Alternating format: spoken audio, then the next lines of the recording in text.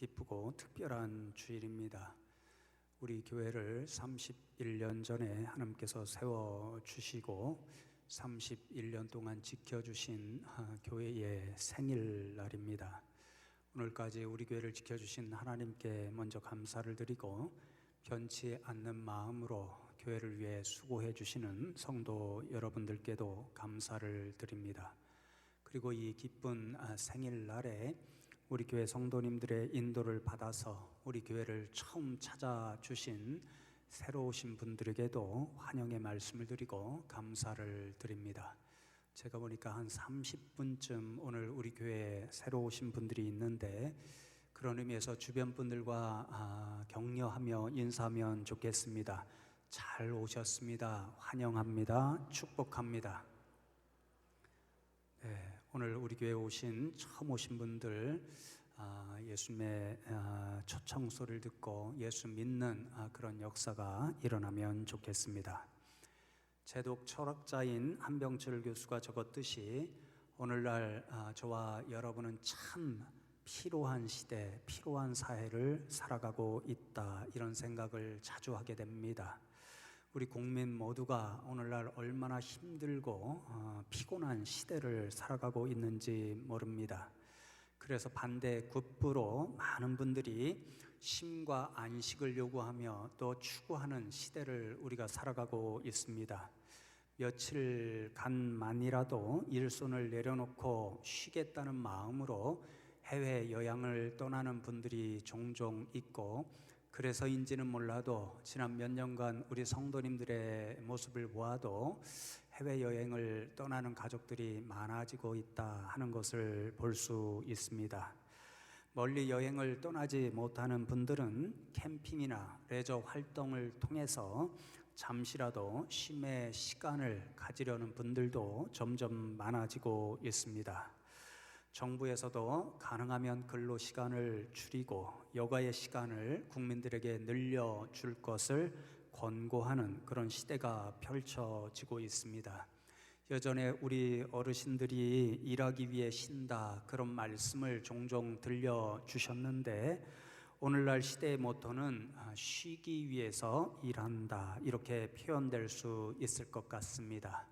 제 생각에는 이러한 모토가 우리의 게으름을 조장하지 않는 선에서 성경에서 가르치는 교훈과 부합한다, 이런 생각을 하게 됩니다. 왜냐하면 성경 말씀은 우리에게 일이 아니라 쉬고 안식하는 것이 우리의 최종 목적이 되어야 된다, 그렇게 교훈하여 주고 있기 때문에 그렇습니다. 성경 처음부터 끝까지 다 그렇지요. 성경 처음 창세기를 펼쳐보면 하나님께서 6일 동안 천지를 창조하시면서 열심히 일하시는 모습을 보여주십니다. 그리고 7일째 되는 날을 거룩하게 구별하시고 복이 있는 날로 삼아 주셔서 하나님 자신이 먼저 모든 일을 내려놓으시고 쉬시고 안식하는 모습을 우리에게 모범적으로 보여주셨습니다. 그래서 오늘 우리가 주일에도 이렇게 안식하면서 하나님 앞에 예배하는 모든 일이 하나님께서 먼저 보여주신 그런 모범으로부터 시작되었다는 것을 우리는 잘 알고 있습니다. 성경 맨 마지막에 기록되어 있는 요한계시록의 말씀도 똑같지요. 요한계시록의 말씀을 보면 세상 끝나는 날, 주님이 다시 오시는 그날이 되면 저와 여러분 모두가 이 세상에서 힘겹게 감당해야 했던 모든 일을 내려놓고 하나님께서 허락하실 새하늘과 새 땅, 하나님 나라 저 천국에서 영원히 쉬는 일, 영원히 안식하는 일을 선물로 받는다, 그렇게 말씀합니다.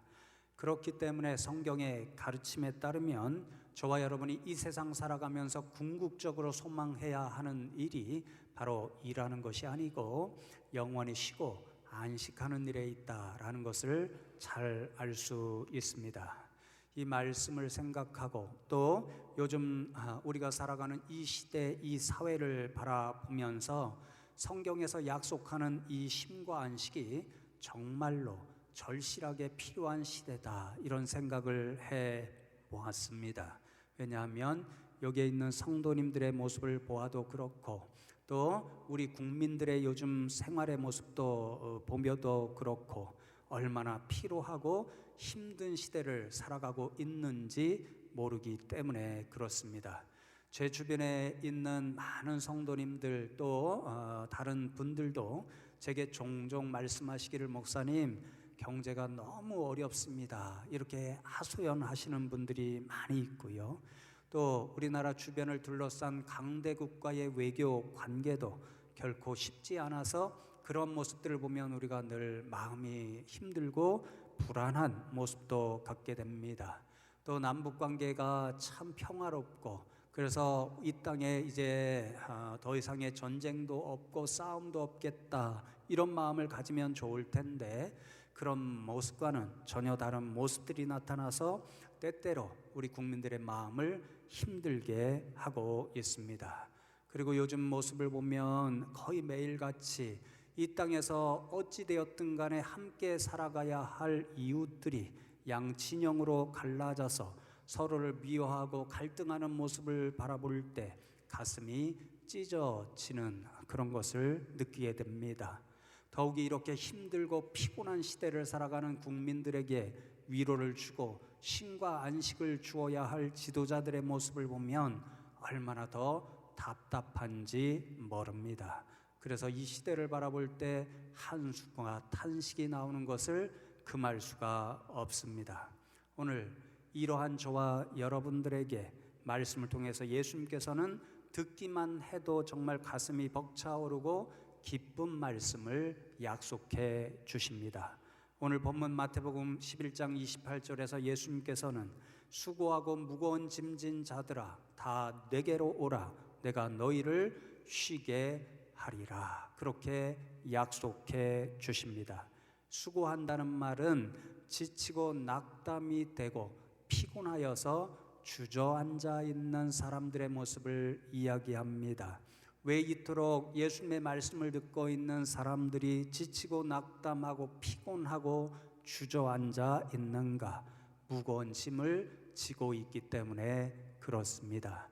지금 예수님의 말씀을 듣고 있는 당시 유대인들은요, 어쩔 수 없이 살아가야 했기 때문에 자신들이 감당하기 어려운 무거운 짐을 수없이 지고 있었습니다. 무엇보다도 유대인들은요, 지금 너무도 강력한 로마 사람들의 압제를 당하며 하루하루 살아가고 있었습니다. 그들에게 완전히 패한 전쟁의 그 기억, 그 상처를 그들은 안고 살아가야 했습니다. 또한 로마 사람들이 자신들에게 내야 한다라고 하는 각종 세금과 같은 엄청난 부담, 엄청난 무거운 짐을 하루하루 감당하며 살아야 했습니다. 거기다가 예수님 당시에 심각한 기근이 들어서 이렇게 힘들어하고 있던 유대 사람들은요, 배고픔의 그 무거운 짐도 감당해야 했습니다. 그런데 여러분, 이런 상황 가운데서 그 유대인들을 더 힘들고 지치게 만드는 사람들이 있었습니다. 수고하고 무거운 짐진 그 일반 백성들, 허덕이고 있는 그들을 위로해야 했던 유대인 종교 지도자들이 전혀 다른 모습 때문에 오히려 백성들을 더 힘들게 했습니다. 그들은 백성들의 짐을 덜어주고 그들을 위로하기보다는 오히려 성전 주변의 수많은 장사치들과 야합해서 백성들로부터 수많은 부당한 유익을 취하고 있었습니다. 그리고 백성들에게는 자신들이 익숙한 하나님의 말씀 율법이라는 것을 지키지 않으면 너희들은 절대로 구원받을 수 없다라고 하는 그런 무거운 굴레를 씌워서 하루하루 그렇지 않아도 견디기 어려울 정도 무거운 짐을 지고 있는 그들의 어깨 위에 더 무거운 짐을 올려놓는 그러한 지도자들이 되었습니다. 그래서 예수님께서는 이 종교 지도자들을 가리켜서 위선자라고 말씀하셨고, 때로는 그렇게 사랑이 많으신 예수님께서 이 지도자들을 향하여 저주하는 말씀도 서슴지 않았습니다. 누가복음 11장 46절 말씀에 보면 예수님께서 이들에게 말씀하시기를 화 있을진저 또 너희 율법 교사여 지기 어려운 짐을 사람에게 지우고 너희는 한 손가락도 이 짐에 대지 않는도다. 이렇게 나무라셨습니다.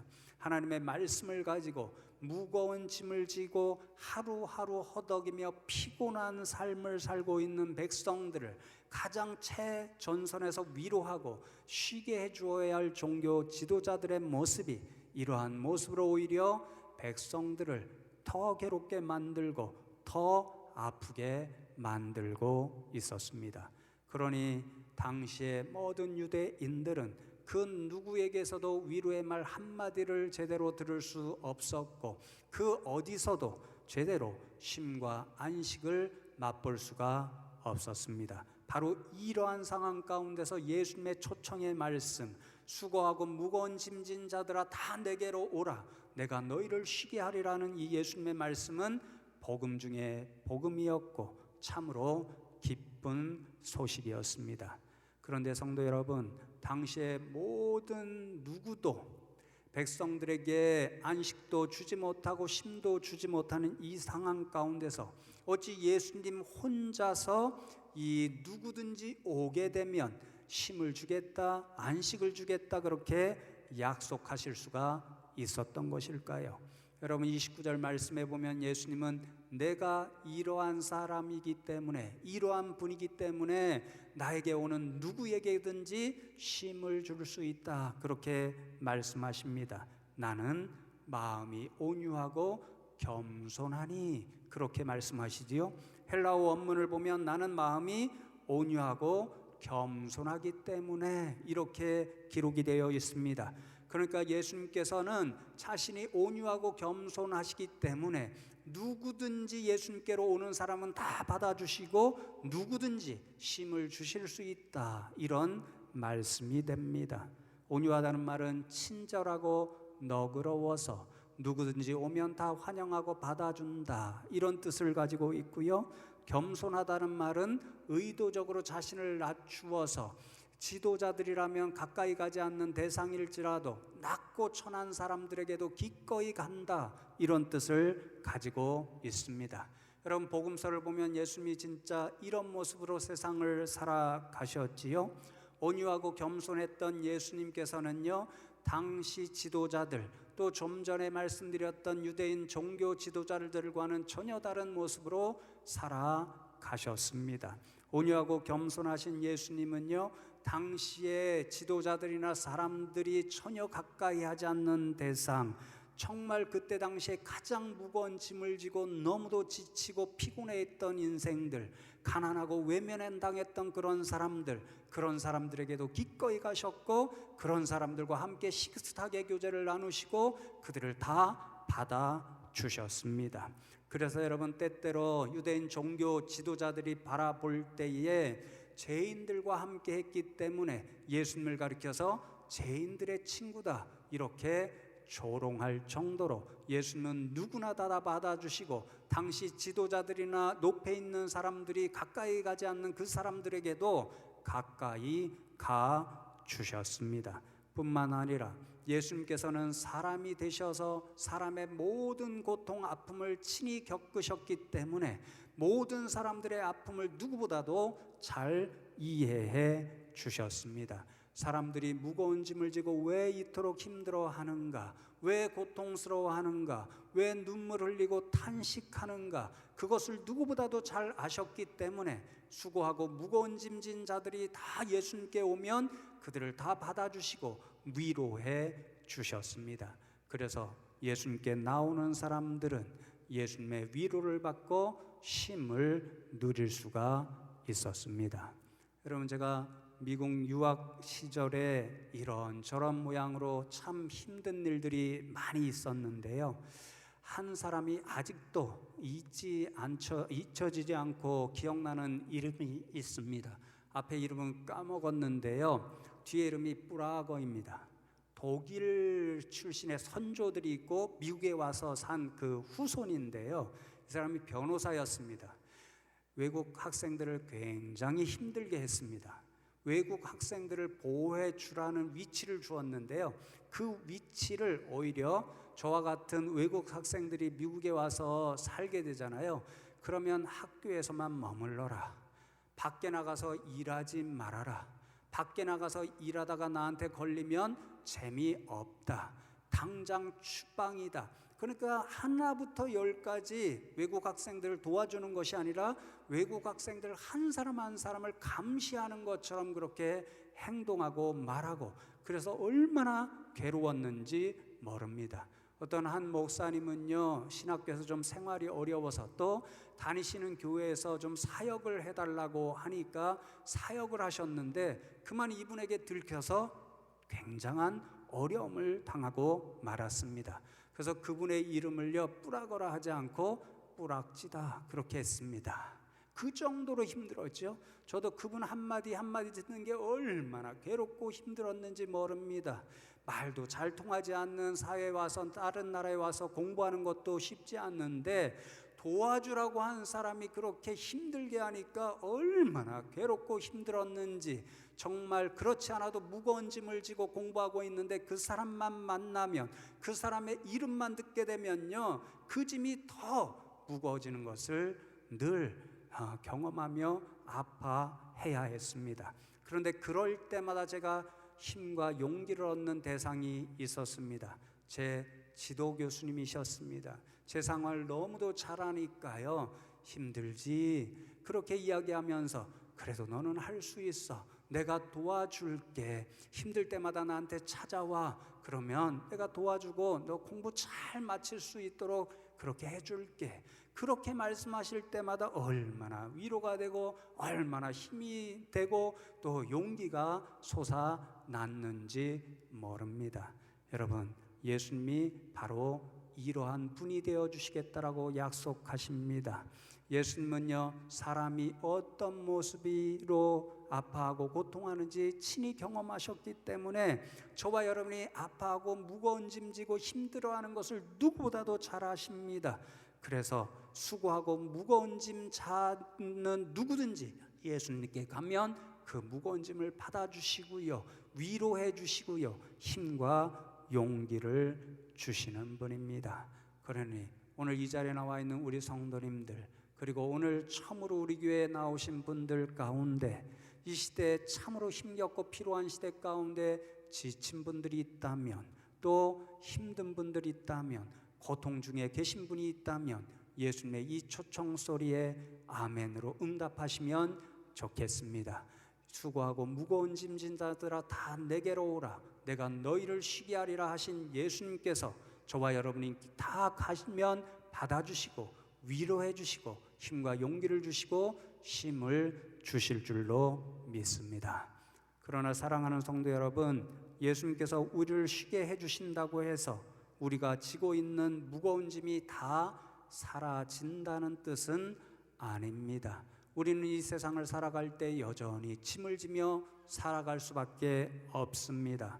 오늘도 예배를 마치고 저 문을 열고 나가면 세상은 저와 여러분이 감당해야 할 짐을 가지고 우리를 기다리고 있습니다. 그런데 여러분, 놀라운 사실 하나가 있습니다. 우리가 예수님의 초청을 듣고 예수님 앞에 나왔습니다, 그런 인생이 되잖아요. 우리에게는 크게 달라지는 한 가지가 있습니다. 오늘 이어지는 29절과 30절 말씀을 보시면, 나는 마음이 온유하고 겸손하니 나의 멍에를 메고 내게 배우라, 그리하면 너희 마음이 쉼을 얻으리니 이는 내 멍에는 쉽고 내 짐은 가벼움이라. 예수님이 그렇게 말씀하십니다. 다 내게로 오라는 예수님의 초청의 말씀을 듣고 예수님 앞에 나아가는 사람들에게는요, 그들의 진짐이 가벼워진다 그렇게 말씀하십니다. 왜냐하면요, 예수님께서는 예수님 자신에게 오는 사람들에게 자신의 멍에를 나누어 주시는데 그 멍에가 우리가 진짐을 가볍게 만들어주는 멍에이기 때문에 그렇습니다. 여러분, 예수님 당시에 유대사회에서 멍에를 맨다는 이 말은요, 1차적으로는 스승과 제자 사이에 사용되는 말이었다고 합니다. 좋은 세상은 어떤 선생님이시냐면, 제자가 무거운 짐을 안고 오잖아요. 그 무거운 짐을 가볍게 만들어주는 선생님, 이 스승이 좋은 스승이었습니다.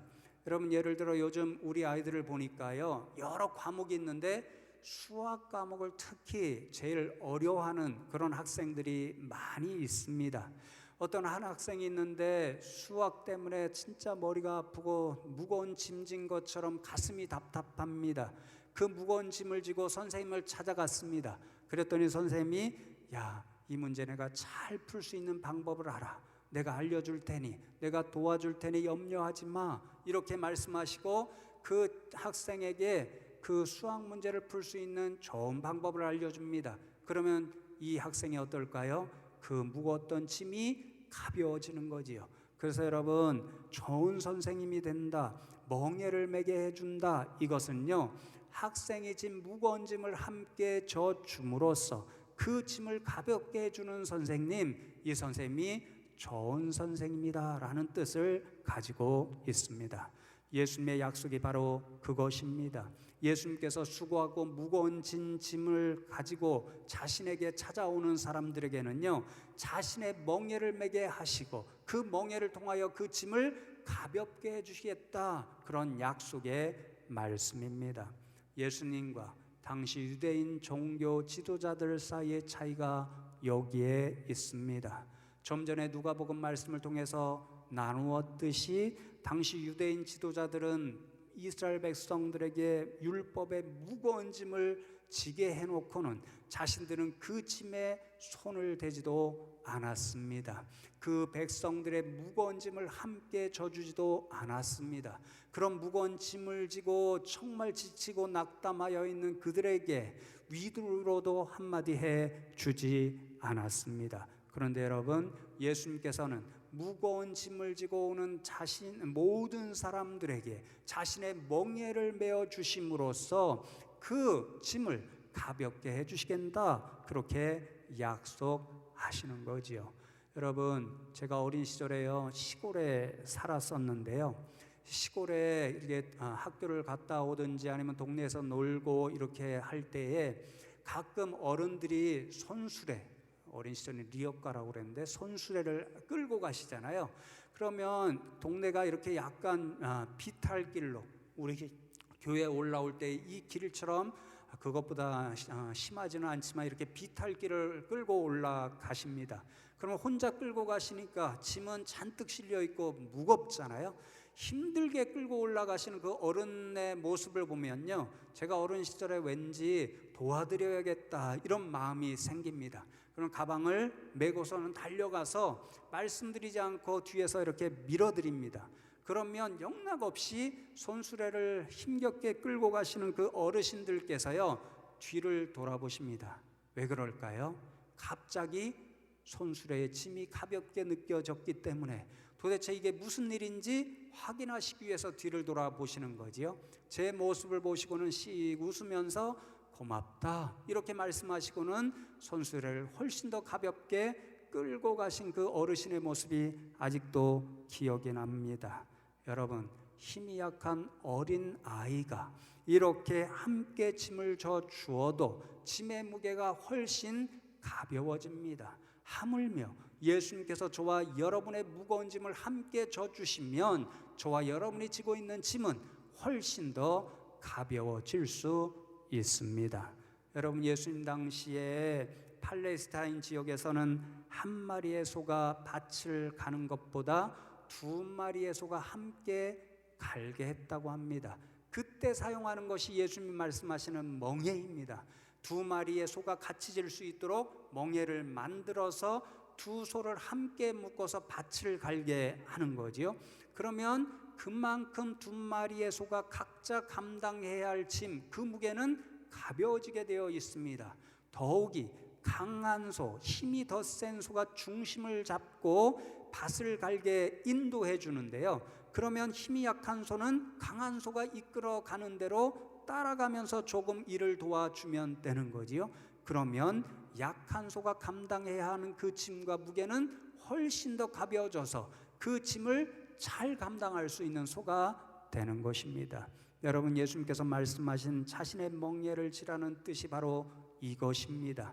예수님께서 우리가 무거운 짐을 지고 예수님 앞에 나가면요, 예수님은 자신의 멍에를 자신과 우리와 함께 져서 우리의 무거운 짐을 함께 져주신다는 약속의 말씀입니다. 보다 정확하게 말씀드리면 우리보다 강하신 예수님께서 자신의 멍에를 지고 우리의 짐을 지시고 우리 앞에서 이끌어 가시면 우리는 뒤에 따라가면 되고, 그리하여 예수님 때문에 우리가 감당해야 할 짐은 훨씬 더 가벼워지게 만들어 주시겠다, 이 말씀인 거죠. 그러나 여러분, 오늘 주님의 이 약속의 말씀을 붙잡고 세상으로 나가서 저와 여러분이 감당해야 할 그 무거운 짐을 질 때에 저와 여러분 혼자 지는 것이 아니고 예수님께서 자신의 멍에를 우리와 함께 지시고 우리의 짐을 함께 지시고 있다, 이 믿음으로 정말 그 짐을 능히 감당할 수 있는 저와 여러분 되면 좋겠습니다. 예수님이 함께 지고 계심으로 저와 여러분이 진 그 무게의 짐은 훨씬 가벼워질 것이고, 그 예수님으로 인하여 저와 여러분이 쉼을 얻을 줄로 믿습니다. 이제 말씀을 맺습니다. 오늘 처음으로 우리 교회에 오신 분들 주님의 이름으로 환영합니다. 그리고 소망하며 기도합니다. 오늘 주신 예수님의 말씀 다 내게로 오라, 그 초청의 말씀에 아멘으로 응답해서 예수님을 믿는 그런 분들 되면 좋겠습니다.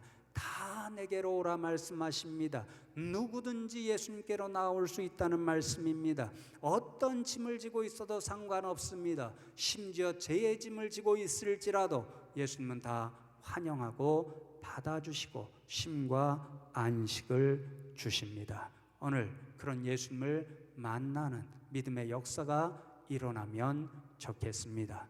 또 우리 숭실교우들 기억하시면 좋겠습니다. 이 창립 기념 주일에 하나님께서 이토록 피곤한 시대 가운데 우리 교회가 무슨 역할을 하라고 이곳에 세워주셨는지 다시 한번 기억하시면 좋겠습니다. 세상에 수많은 무거운 짐을 지고 지치고 허덕이고 있는 그런 사람들에게 예수님께서 주신 오늘 복음의 말씀, 수고하고 무거운 짐진 자들아 다 내게로 오라, 내가 너희를 쉬게 하리라, 이 말씀을 증거함으로써 그분들을 주님께로 인도하라는 사명을 저와 여러분에게 주신 줄로 믿습니다. 그러니 이 창립 기념주일에 이 복음의 사명을 다시 한번 잘 감당하겠다고 결단하는 저와 여러분 되시기를 주님의 이름으로 축원합니다. 오늘 말씀 기억하면서 하나님 앞에 두 가지 기도의 제목을 놓고 함께 기도하면 좋겠습니다. 첫 번째로, 하나님 우리 교회를 31년 전에 세워주시고 오늘까지 지켜주신 것 감사함을 드립니다. 오늘 말씀 주신 대로 우리가 정말 예수님의 말씀을 듣고 복음의 사명을 이 힘겨운 시대에 더 잘 감당할 수 있는 교회와 성도님들 되게 하여 주시옵소서. 두 번째로, 하나님께서 오늘 이 특별한 날에 우리 교회에 보내주신 새로운 분들이 있습니다. 오늘 말씀을 통하여 들은 예수님의 다 내게로 오라는 그 말씀에 아멘으로 응답케 하시고 예수님을 믿는 복된 인생들 되게 하여 주시옵소서. 이 두 가지 기도 제목을 놓고 잠시 합심하여 주님 앞에 기도하겠습니다. 하나님 감사합니다. 오늘 특별한 날 주시고 주의 백성들을 이 자리에 불러주시며 하나님의 말씀을 듣고 예배하게 하시니 감사함을 드립니다. 하나님 31년 전에 우리 교회를 세워주시고 수많은 어려움 가운데도 지켜주시고 또 오늘 이 시대 가운데 저희들이 다시 한번 복음의 사명을 감당하겠노라고 하는 결단을 가지게 하시니 감사함을 드립니다. 하나님 이 시대에 얼마나 힘든 사람들이 많은지 모릅니다. 주의 복음을 들고 세상을 위로하며 정말 예수 그리스도의 그 생명으로 세상을 치유하며 살아갈 수 있는 우리 교회와 성도님들 되게 하여 주시옵소서. 하나님 오늘 특별한 날 귀한 분들을 많이 보내주심에 감사함을 드립니다. 오늘 우리 교회에 나와서 예수님의 초청의 음성을 들은 많은 분들이 예수님의 그 말씀에 아멘으로 응답케 하시고 믿어서 예수님 주시는 안식과 영생의 복락을 누릴 수 있게 하여 주시옵소서. 주여 도와 주시옵소서. 하나님 감사합니다. 오늘 저희 교회 창립 기념 주일에 특별한 분들 많이 보좌 주신 것 감사함을 드립니다. 하나님, 이 기념주일에 오늘 주신 말씀을 우리 성도님들이 무엇보다도 잘 기억해서 이 힘든 시대에 아직도 예수님을 모르고 살아가는 많은 인생들에게 예수님의 복음을 증거하고, 그래야 예수님께서 허락하시는 신과 영원한 생명의 그 복음을 온전히 증거하며 살아갈 수 있는 저희들 되게 하여 주시옵소서. 하나님, 또한 오늘 우리 교회에 새로운 분들 많이 보내주심에 감사함을 드립니다. 오늘 예수님의 말씀이 그분들 심령 가운데 새기게 하여 주셔서 그리함으로 예수님을 온전히 믿고 예수님께서 약속하신 신과 안식을 누리며 살아가는 복된 분들 다 되게 하여 주시옵소서. 감사하고 예수 그리스도의 이름으로 기도하옵나이다. 아멘.